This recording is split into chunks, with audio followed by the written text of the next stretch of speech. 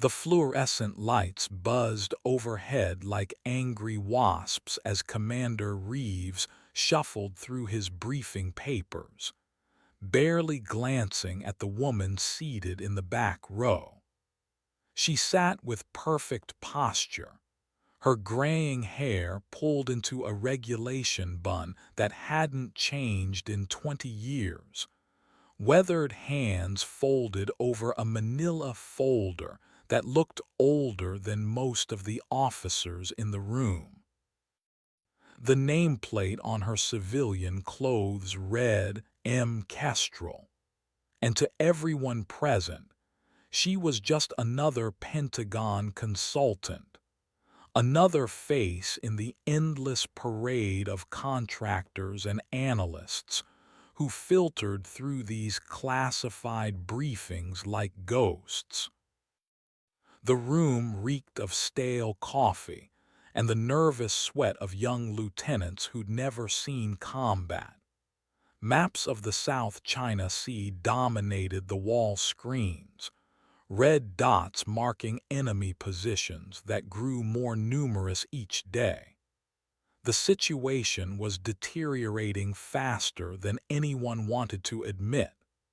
Three carrier groups were positioned in international waters, but satellite intelligence suggested something was brewing, something that made even the most seasoned admirals uncomfortable. "Ladies and gentlemen," Reeves began, his voice carrying the weight of 40 years in the Navy, "we're looking at a potential flashpoint. Chinese naval forces have been increasingly aggressive in the Spratly Islands region. Our reconnaissance indicates they're testing our response protocols." He clicked through slides showing destroyer formations, submarine signatures, and most troubling of all, aircraft movements that defied conventional tactical doctrine. Lieutenant Morrison, fresh from the academy with shiny bars and shinier confidence, leaned forward. "Sir, with respect, their air assets don't pose a significant threat. Our FA-18 Super Hornets maintain technological superiority." A few officers nodded in agreement, their faith in American air power absolute and unquestioned. The woman in the back row, Kestrel, shifted almost imperceptibly, her fingers tightening around the folder. Her eyes, the color of storm clouds over the Pacific, fixed on the tactical display with an intensity that went unnoticed by everyone except the commander. There was something familiar about the way she studied those formations, something that triggered a memory he couldn't quite place. "The Chinese are using modified tactics," Reeves continued. "Formations our current doctrine doesn't account for. They're adapting faster than our intelligence models predicted." The room fell silent as the implications sank in. This wasn't going to be another routine patrol or show of force. This was chess played at 30,000 feet with billion-dollar aircraft and the lives of young aviators as stakes. Morrison spoke again, his voice less confident now. "What's our response protocol, sir?" Reeves looked at his papers, then at the assembled officers, then, finally, at the quiet woman in the back row. "That," he said slowly, "depends on factors some of you might not be familiar with." The air in the room seemed to thicken as Kestrel opened her folder, revealing photographs and documents that would change everything they thought they knew about air combat doctrine. Her presence was about to shift from invisible to indispensable, though none of them realized it yet. The morning sun cast long shadows through the briefing room windows as Commander Reeves continued his presentation, seemingly oblivious to the growing tension. The tactical displays showed increasingly complex enemy formations, patterns that defied everything the young officers had learned in flight school. Chinese J-20 fighters weren't just flying standard intercept missions. They were executing maneuvers that suggested a level of coordination and tactical innovation that caught American intelligence completely off guard. Captain Torres, a veteran of 3 deployments, raised her hand. "Sir, are we certain about these formations? They seem unconventional." Her voice carried doubt, not about the intelligence, but about their ability to counter what they were seeing. The patterns on screen resembled nothing in their tactical handbooks. Lieutenant Morrison, still eager to prove himself, jumped in. "Whatever they're planning, our pilots can handle it. American training is superior." His words rang hollow in the sterile room, betraying the uncertainty he was trying to mask. Several officers exchanged glances, the kind of looks that said they hoped Morrison was right but feared he wasn't. Kestrel remained motionless, her folder still closed, but her eyes tracked every detail on the screens. She'd seen these formations before in a different war against a different enemy. The memories were as sharp as broken glass. The weight of a flight suit, the smell of jet fuel mixed with fear, the radio chatter of pilots who wouldn't be coming home. Her husband's voice echoed in her mind from 20 years ago. "Mickey, they're not flying like anything we've trained for." The briefing continued with discussions of rules of engagement, diplomatic protocols, and contingency plans. Standard operating procedures that assumed the enemy would play by familiar rules. But Kestrel knew better. She'd learned the hard way that adaptable enemies don't follow playbooks written by their opponents. "Our carrier air wings are positioned to respond to any escalation," Reeves explained, clicking through deployment charts. "The USS Lincoln and USS Washington have full complements of FA-18s and F-35s. If tensions escalate to active engagement, we maintain air superiority through technological advantage." The phrase "technological advantage" made Kestrel's jaw tighten almost imperceptibly. Technology was only as good as the person wielding it, and tactics evolved faster than hardware. She'd watched superior aircraft fall to inferior ones flown by pilots who understood that warfare was about adaptation, not specifications. Morrison leaned back in his chair, satisfied with the assessment. "Sir, with our current force positioning, any Chinese air action would be suicide for their pilots." His confidence bordered on arrogance, the kind that got good people killed because someone failed to respect their opponent's capability to evolve. The room buzzed with quiet agreements and muffled conversations as officers processed the briefing. Charts and graphs painted a picture of American dominance, of systems and procedures designed to maintain control of contested airspace. But Kestrel saw something else in those formations on screen. She saw innovation born from desperation, tactics developed by someone who understood that conventional wisdom was just another weapon to be turned against its wielders.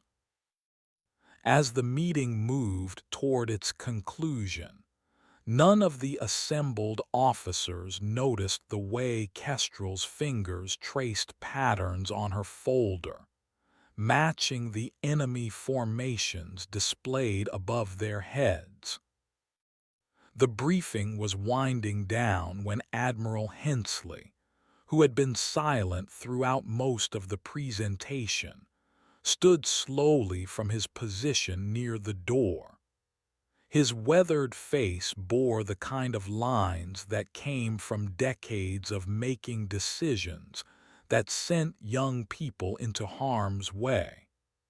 The room fell silent as his eyes swept across the assembled officers before settling on Commander Reeves. "Commander," Hensley's voice carried the authority of someone who'd earned his stars through combat rather than politics.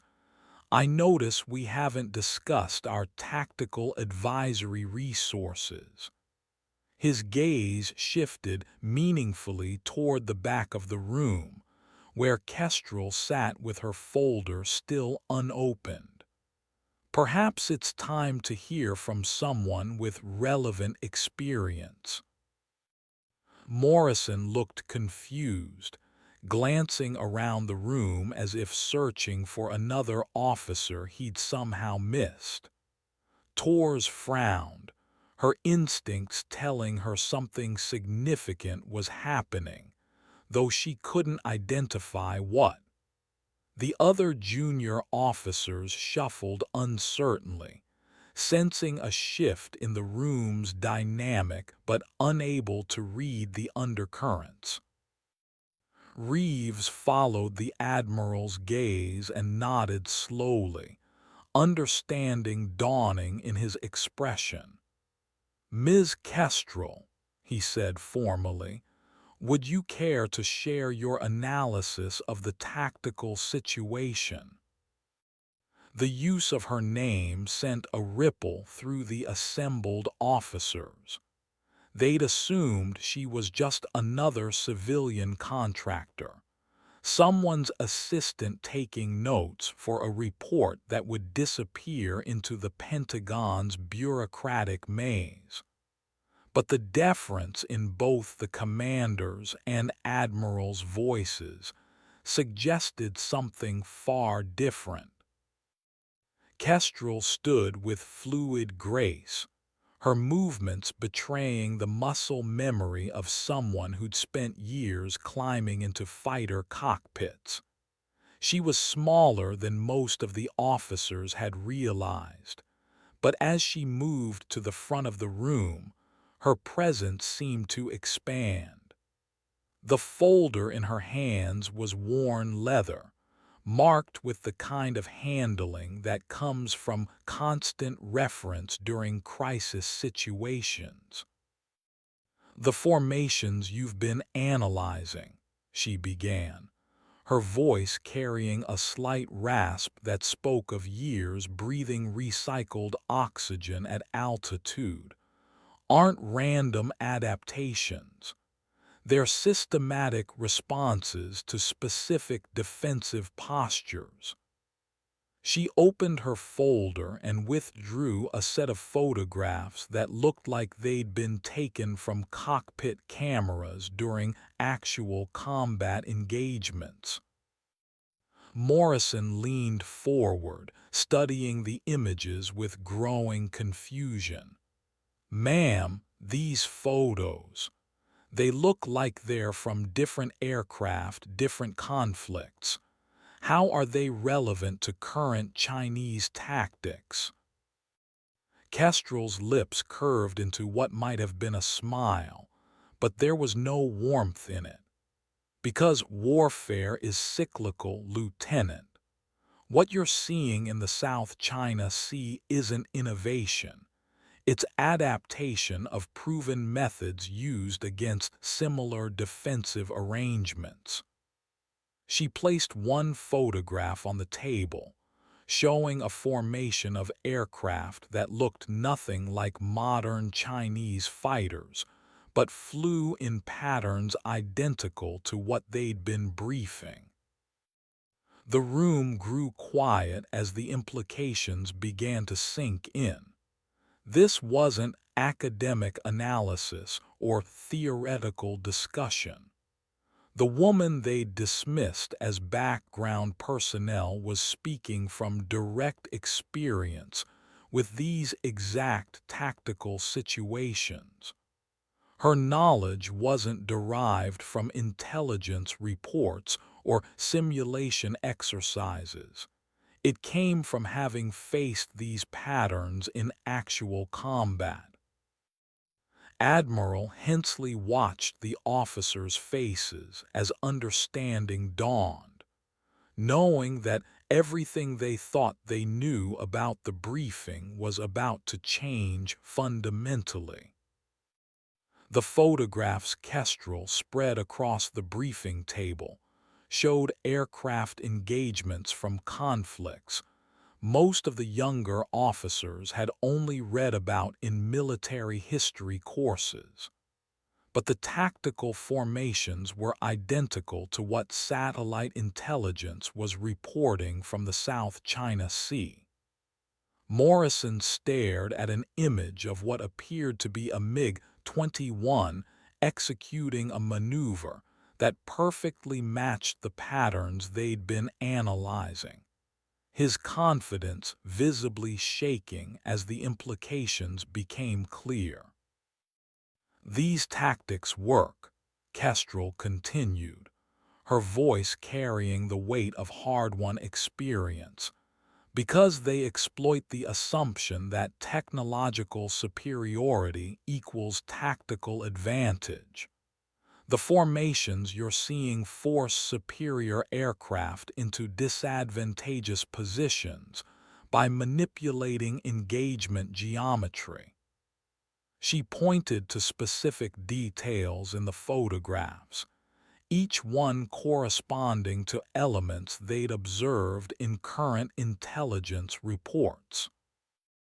Captain Torres found her voice first. "Ma'am, if you don't mind me asking, where were these photographs taken?" The question hung in the air like smoke from burning jet fuel, everyone in the room sensing they were about to learn something that would reframe their entire understanding of the situation. Kestrel's eyes met Tor's directly. Various locations, various conflicts. The specific theaters don't matter as much as the tactical principles. She was being deliberately vague, but her evasiveness only heightened the tension in the room. Admiral Hensley nodded slightly, a gesture that suggested he knew exactly what she wasn't saying. Lieutenant Morrison, struggling to maintain his earlier confidence, pointed at one of the photos. "But ma'am, even if these tactics were effective against older aircraft, our current generation fighters have capabilities these previous engagements couldn't account for." His voice carried desperation now, clinging to the technological superiority that had been his anchor throughout the briefing. "Do they?" Kestrel's question was simple, but it cut through Morrison's assumptions like a laser-guided bomb through armor plating. Your FA-18 Super Hornets are excellent aircraft. Your F-35s represent cutting-edge technology, but they're still bound by the same physical laws, the same engagement envelopes, the same human limitations that governed air combat 20, 30, 40 years ago. She moved to the tactical display, her finger tracing the enemy formations with practiced precision. These patterns force engagements into energy disadvantageous positions. They create scenarios where your technological edge becomes meaningless because you're fighting in an envelope designed to neutralize your advantages. Her explanation was clinical, professional, but underneath lay something deeper, the knowledge that came from having lived through exactly these scenarios. Commander Reeves watched the exchange with growing recognition. Something about Kestrel's movement patterns, her technical knowledge, the way she read tactical formations, was triggering memories he'd buried for years. The way she held herself, the precision of her language, the depth of her understanding, it all pointed to something that seemed impossible given her apparent civilian status. "Ma'am," Torres said carefully, "your knowledge of these tactical situations seems very comprehensive. Have you worked with similar formations before?" The question everyone had been thinking finally hung in the air, and Kestrel's pause before answering stretched like the silence between lightning and thunder.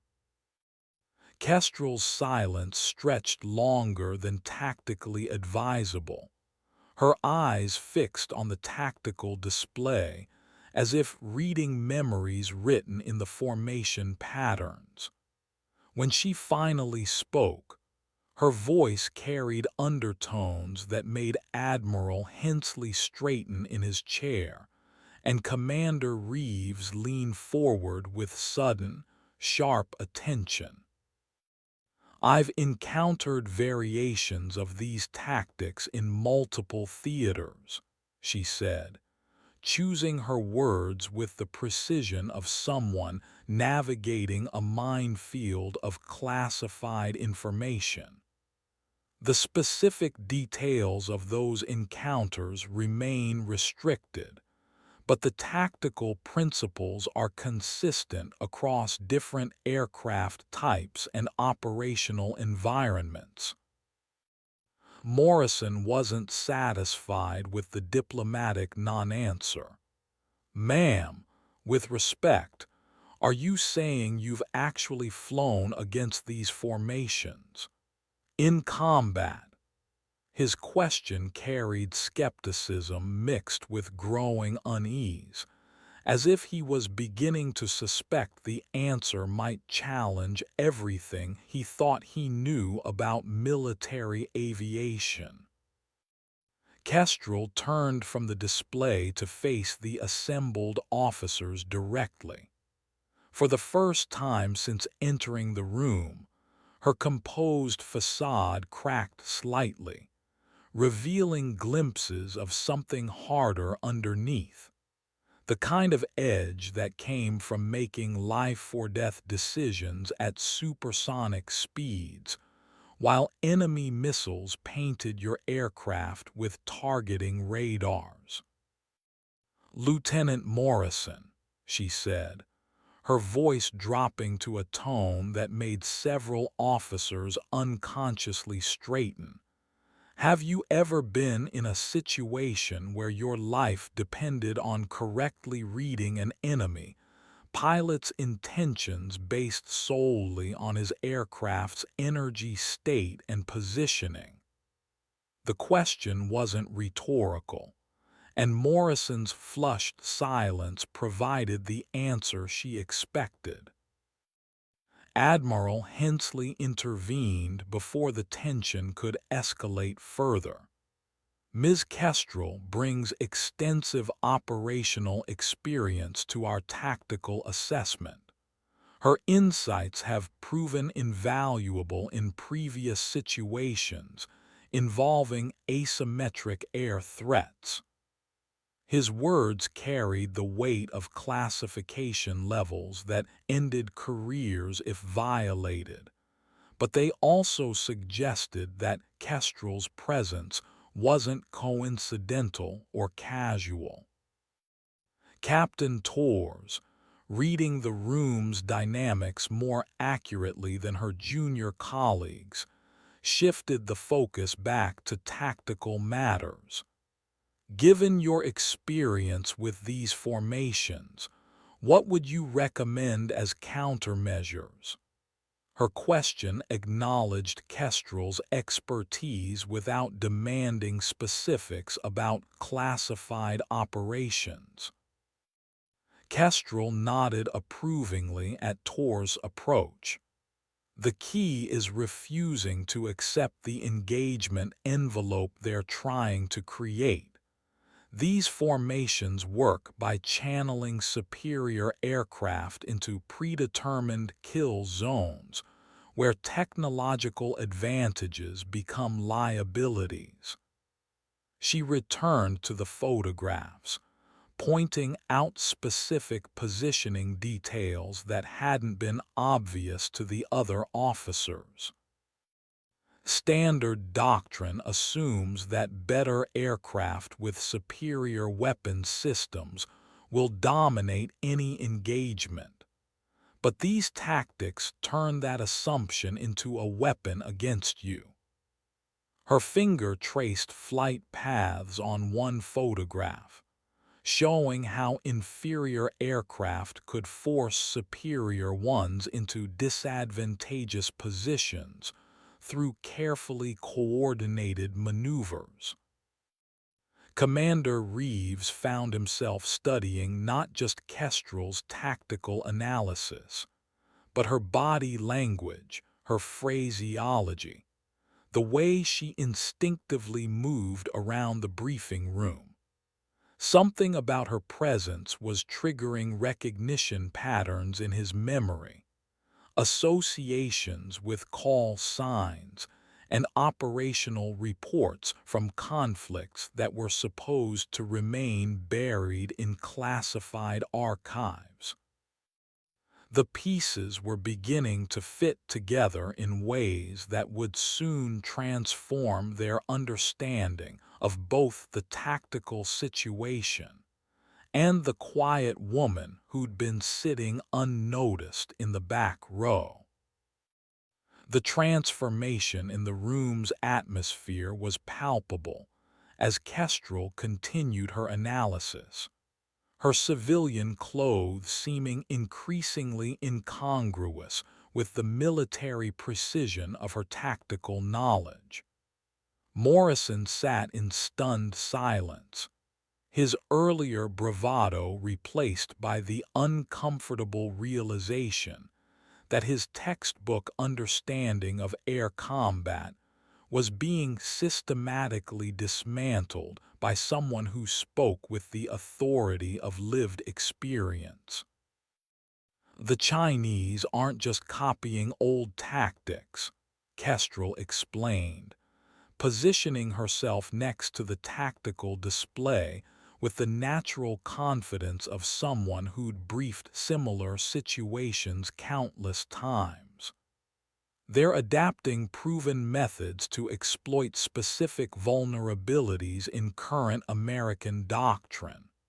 Your rules of engagement, your preferred engagement altitudes, your standard formation practices. They've studied all of it and developed countermeasures. Captain Torres took notes rapidly, recognizing tactical wisdom when she heard it. "Ma'am, are you suggesting our current doctrine is fundamentally flawed?" Her question was professional, seeking clarification rather than challenging authority, but it cut to the heart of assumptions that guided American air power projection. Not flawed, Kestrel replied carefully, but predictable. Doctrine becomes dogma, and dogma becomes vulnerability when facing adaptive opponents. She gestured toward the formation patterns on screen. These maneuvers work because they assume your pilots will respond according to training rather than tactical necessity. Admiral Hensley watched the briefing with the satisfaction of someone whose instincts had been validated. He'd suspected that conventional analysis would be insufficient for this situation, which was why he'd requested Kestrel's presence. Her insights were already proving more valuable than weeks of intelligence reports and staff assessments. Commander Reeves finally voiced the question that had been building in his mind since Kestrel began speaking. Ms. Kestrel, your knowledge of these tactical situations is remarkably detailed. Your analysis suggests direct familiarity with both the formations and the countermeasures. If I may ask, he paused, choosing his words carefully.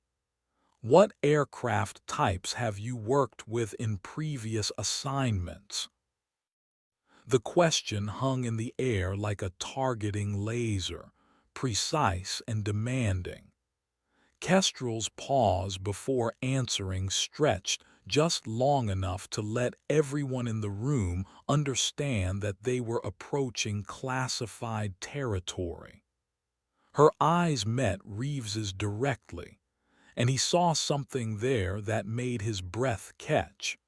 A flicker of recognition that suggested their paths had crossed before, in contexts neither could discuss openly.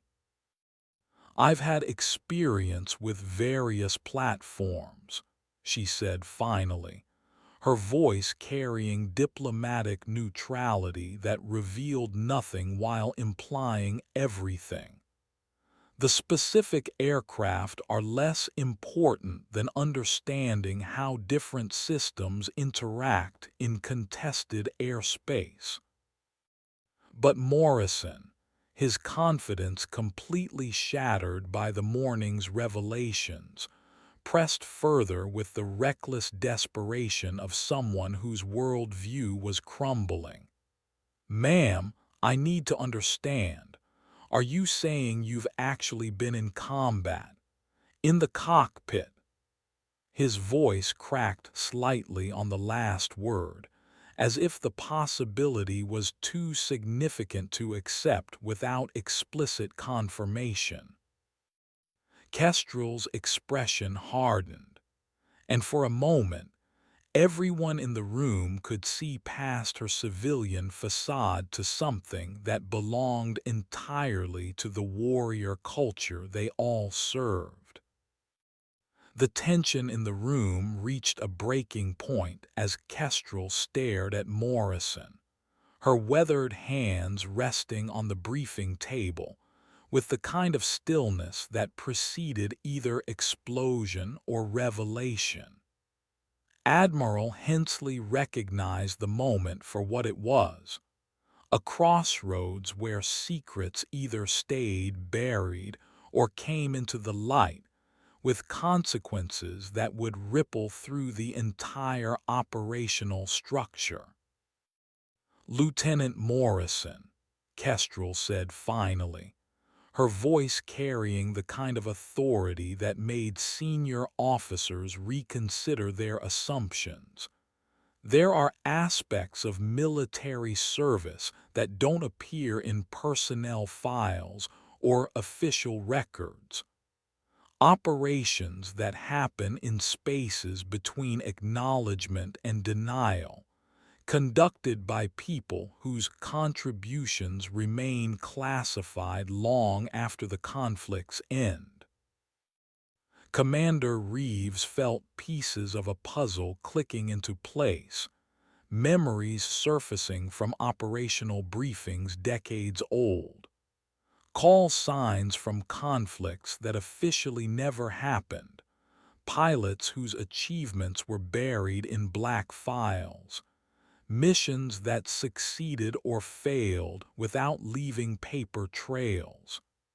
His eyes widened as recognition dawned, not of Kestrel's face, but of patterns in her knowledge that pointed to a specific type of operational history.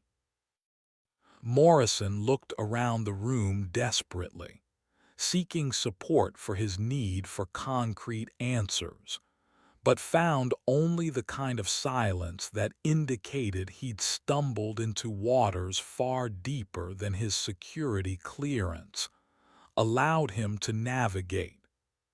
Captain Torres placed a restraining hand on his arm, her own expression suggesting she understood they were witnessing something significant that required careful handling. The formations we're discussing, Kestrel continued, returning to the tactical displays but with her credibility now established beyond question, have been tested in environments where failure meant death, not simulation scores. The countermeasures I'm suggesting aren't theoretical. They're proven methods developed through necessity rather than doctrine. Admiral Hensley finally spoke, his voice carrying the weight of command decisions that ended speculation and established operational reality. Ms. Kestrel's background includes extensive experience with asymmetric air threats in multiple theaters.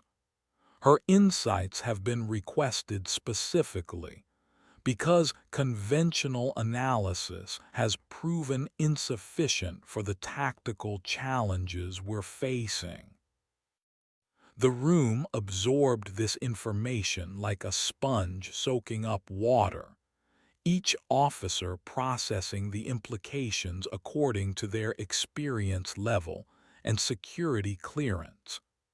Morrison sat in stunned silence, finally understanding that his assumptions about civilian consultants had been catastrophically wrong. Torres nodded slowly, recognizing that they were receiving guidance from someone whose knowledge had been earned at considerable personal cost. Kestrel moved back to the photographs, her analysis now carrying the weight of acknowledged expertise. The Chinese formations you're tracking represent adaptation of tactics that have proven effective against technologically superior forces. They're not random innovations. They're systematic responses to specific American doctrinal approaches. Commander Reeves found himself studying Kestrel with new eyes, searching for clues about operations he might have been peripherally involved with, missions that existed in the gray spaces between official acknowledgement and necessary deniability. Her presence was beginning to feel less like coincidence and more like careful operational planning. The briefing had fundamentally changed character, transforming from routine intelligence assessment to tactical consultation with someone whose qualifications went far beyond what anyone had initially understood. The silence that followed Admiral Hensley's acknowledgement of Kestrel's background stretched like the moment before weapons release, charged with implications that would reshape how everyone in the room understood both the current crisis and the unassuming woman who'd been sitting unnoticed in the back row. Commander Reeves found himself accessing memories from conflicts that existed only in classified files, operations where success was measured in lives saved rather than medals awarded. The tactical adaptation we're seeing, Kestrel continued, her authority now unquestioned, represents approximately 15 years of systematic study of American air combat doctrine. They've identified patterns in our engagement preferences, response timelines, and formation disciplines. She pointed to specific elements in the satellite imagery that others had dismissed as random positioning. Morrison struggled to process the morning's revelations, his academy training providing no framework for understanding how deeply his assumptions about American air superiority had been challenged. "Ma'am, if these tactics are so effective, why haven't we adapted our own doctrine to counter them?" His question carried the desperate hope that American military innovation could solve problems through technological advancement rather than tactical evolution. Kestrel's expression suggested she'd heard similar questions before, usually from officers who'd never faced situations where their lives depended on correctly reading enemy intentions in real time. Because adaptation requires acknowledging that your opponent might be more innovative than your doctrine assumes, most military organizations prefer to believe that superior technology eliminates the need for tactical flexibility. Captain Torres, her note-taking now focused and urgent, looked up from her papers. "What specific changes would you recommend to our current engagement protocols?" Her question was practical, seeking actionable intelligence rather than theoretical discussion, and Kestrel nodded approvingly at the tactical focus. "First, abandon the assumption that altitude equals advantage in these engagement scenarios. The formations there using turn vertical separation into a tactical liability." Kestrel moved to the tactical display, her movements suggesting someone who'd briefed similar situations under considerably more urgent circumstances. Second, recognize that their coordination isn't random.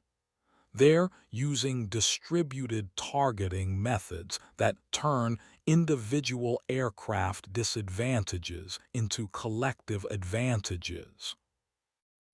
Admiral Hensley watched the interaction with satisfaction, knowing that Kestrel's insights were worth more than months of conventional intelligence analysis. Her presence hadn't been requested casually. It represented acknowledgement that the tactical situation had evolved beyond the scope of standard military analysis. Commander Reeves finally voiced the question that had been building since Kestrel began her detailed tactical analysis. "These countermeasures you're describing, have they been tested in actual combat situations?" His voice carried the weight of someone who understood that theoretical knowledge and battlefield-proven tactics occupied entirely different categories of reliability. Kestrel's pause before answering stretched just long enough to let everyone understand they were approaching information that existed in the classified spaces between official acknowledgement and operational necessity. Her eyes held memories of decisions made at supersonic speeds under circumstances that left no room for theoretical uncertainty. The methods I'm describing have been validated in environments where failure carried permanent consequences, she said finally, her words chosen with the precision of someone navigating classification boundaries while providing essential tactical guidance.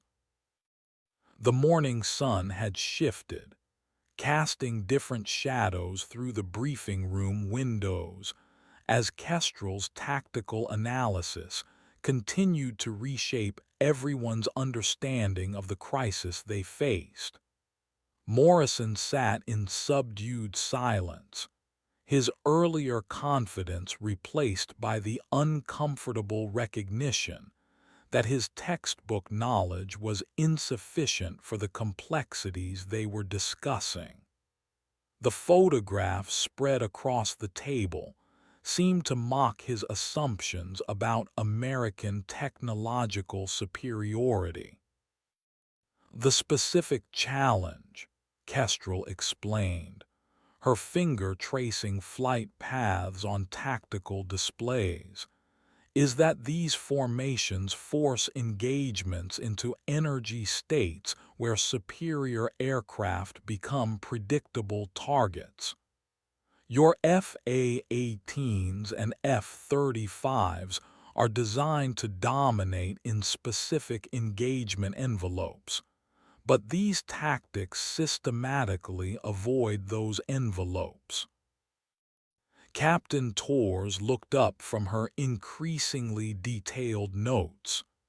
"Ma'am, are you suggesting that our current aircraft are inadequate for this threat?"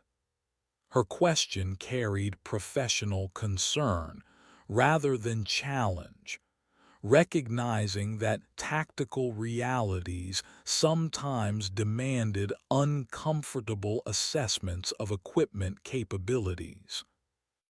"Not inadequate," Kestrel replied carefully, "but employed according to doctrine that assumes enemy cooperation with your preferred engagement methods. These formations work specifically because they refuse to engage on terms favorable to superior technology." She pointed to satellite imagery showing Chinese aircraft in patterns that looked chaotic to conventional analysis, but revealed sophisticated tactical planning to someone who understood their purpose. Admiral Hensley intervened to provide context that helped the junior officers understand the significance of what they were learning.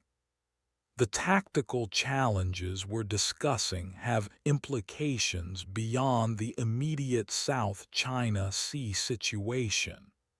These methods could be adapted to other theaters, other conflicts, other opponents who have studied American air combat doctrine.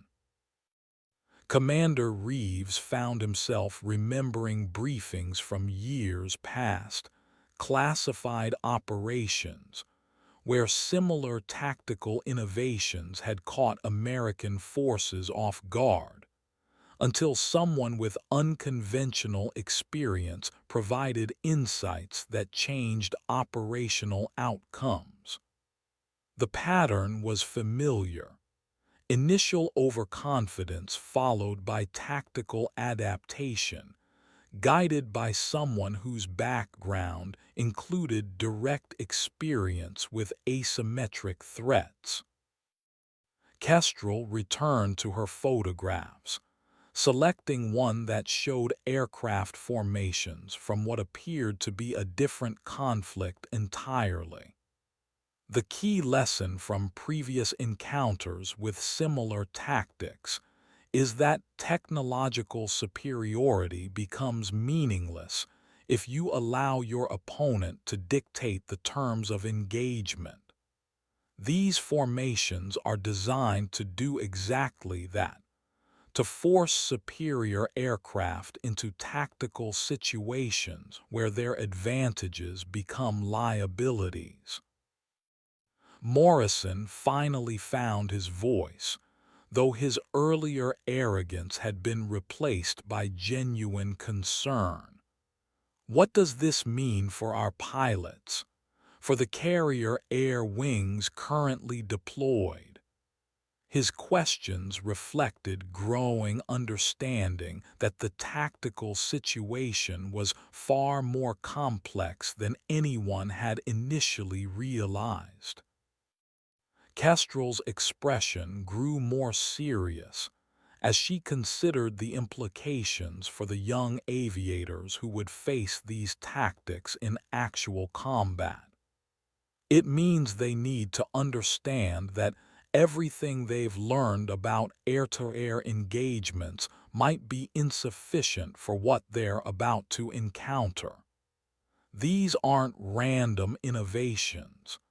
They're systematic countermeasures developed specifically to neutralize American tactical advantages. The room fell silent as the full implications of her assessment sank in, each officer processing how fundamentally the morning's briefing had challenged their assumptions about American air superiority and the nature of the threats they faced. The weight of Kestrel's assessment settled over the briefing room like smoke from burning aircraft, heavy with implications that extended far beyond the immediate tactical situation. Admiral Hensley recognized the moment as a turning point. The instant when abstract intelligence reports transformed into urgent operational realities that demanded immediate attention from the highest levels of command.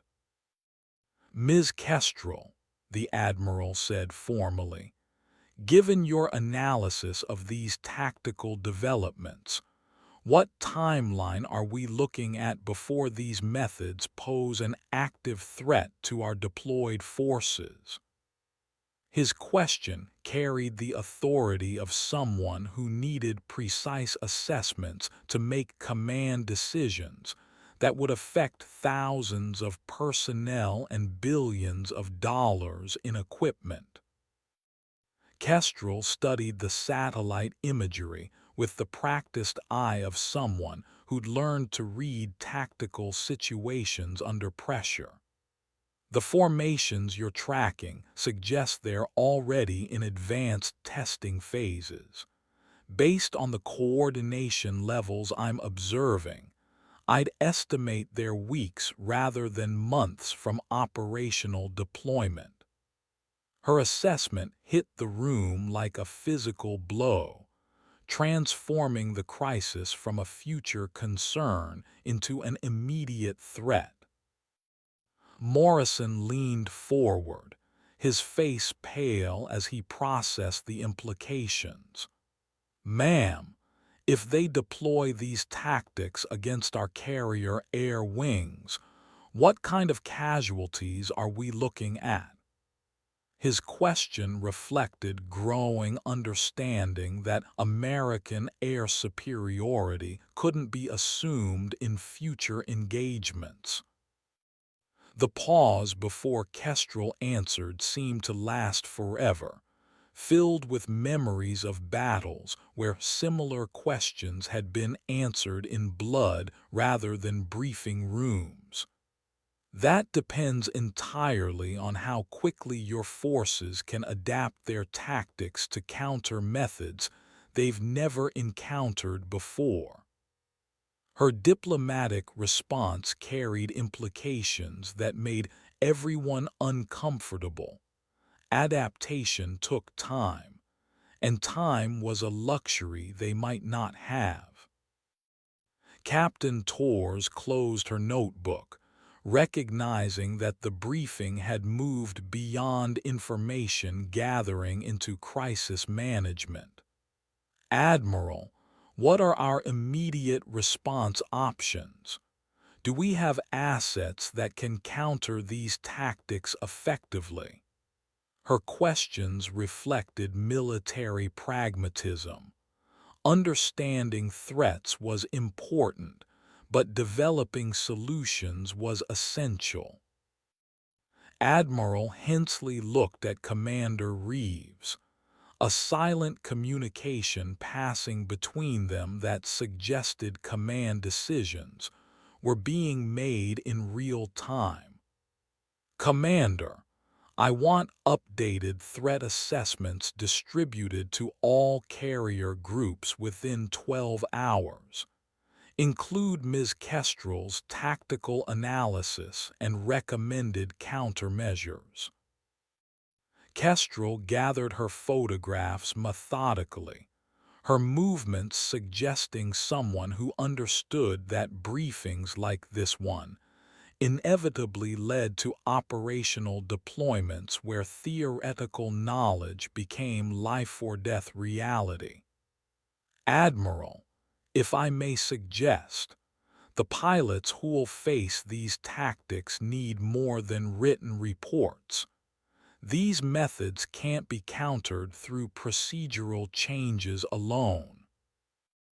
The implication hung in the air like a challenge to conventional military training methods.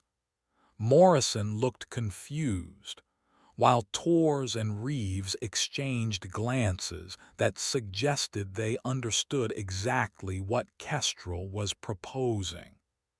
Real-world tactical experience couldn't be downloaded from intelligence reports or learned through simulation exercises. Commander Reeves voiced what everyone was thinking. Are you suggesting direct tactical consultation with air wing commanders, personal briefings for squadron leaders? His questions reflected understanding that the crisis demanded unprecedented approaches to tactical preparation. Kestrel's slight nod confirmed what they'd all begun to suspect. The quiet woman in civilian clothes was about to become far more involved in operational planning than anyone had initially anticipated. Admiral Hensley's next words transformed the briefing from intelligence assessment into operational planning. Ms. Kestrel, I'm formally requesting your immediate assignment as tactical consultant to Pacific Fleet Air Operations. Your insights are too valuable to remain at the briefing level. The formality of his language couldn't disguise the urgency underlying the request. They needed her expertise in ways that went far beyond theoretical analysis.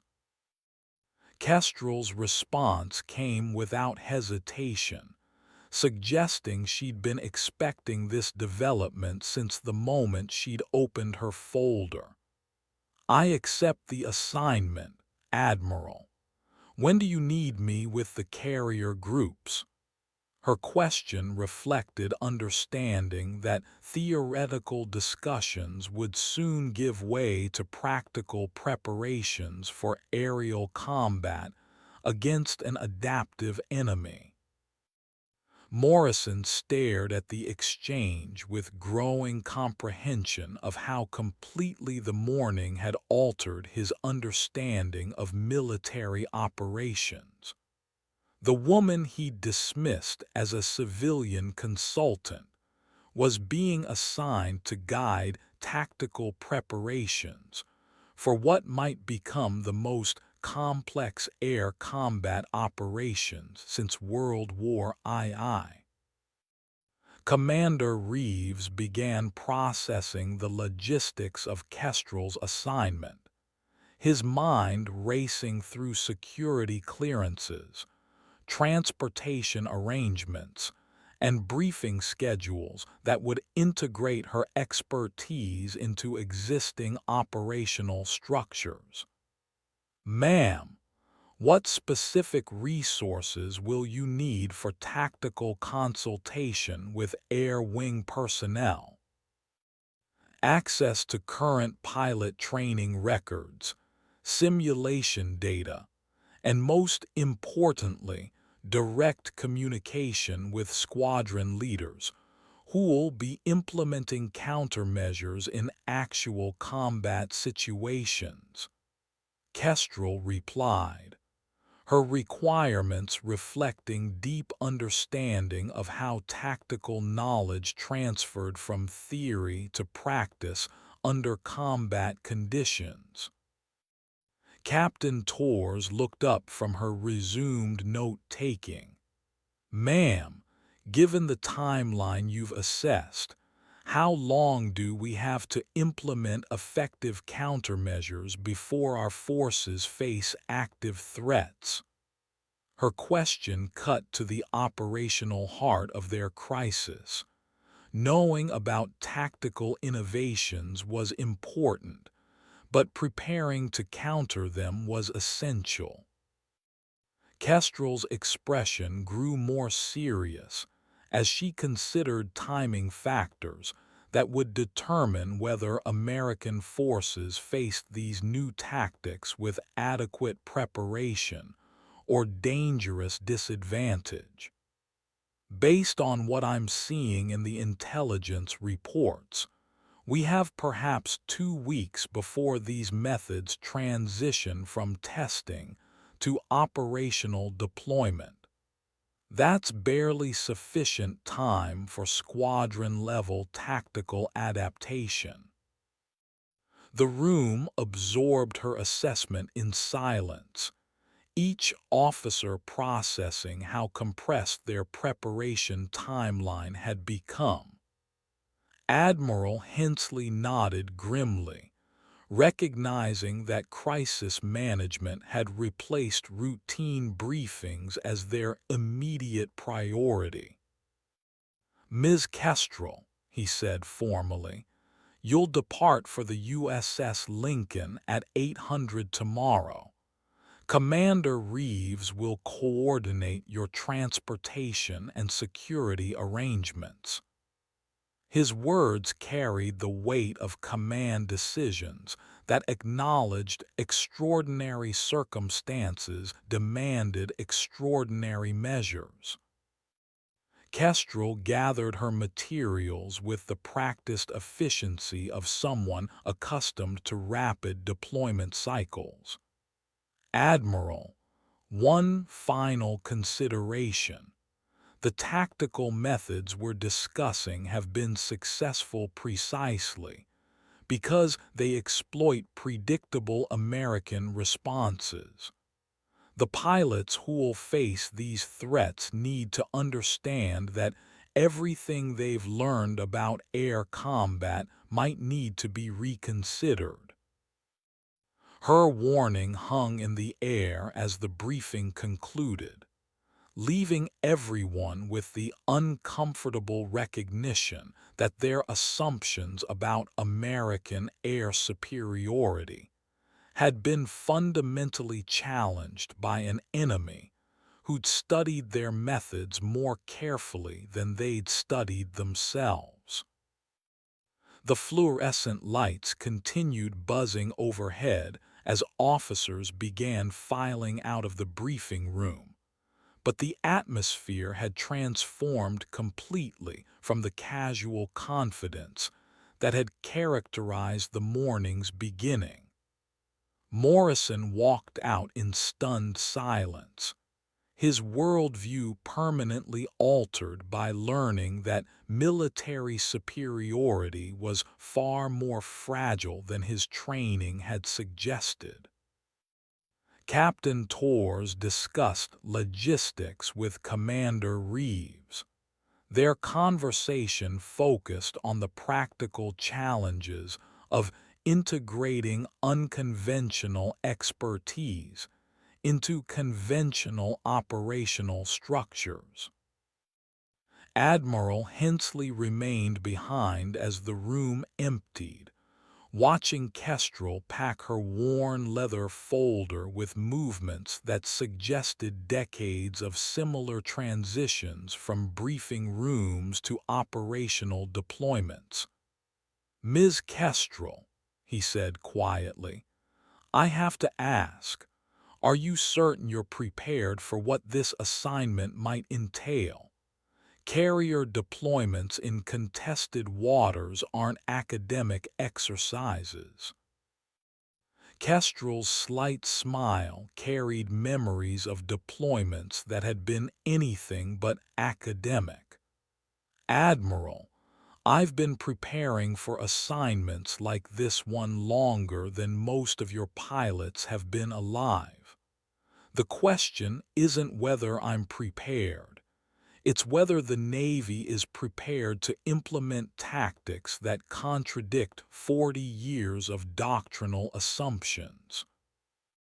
Her response reflected understanding that the real challenge wouldn't be technical or tactical, but cultural. Convincing American aviators that their technological advantages might be insufficient against opponents who'd systematically studied and countered their preferred methods of engagement. Commander Reeves approached with transportation details and security protocols, but his expression suggested deeper concerns than logistics.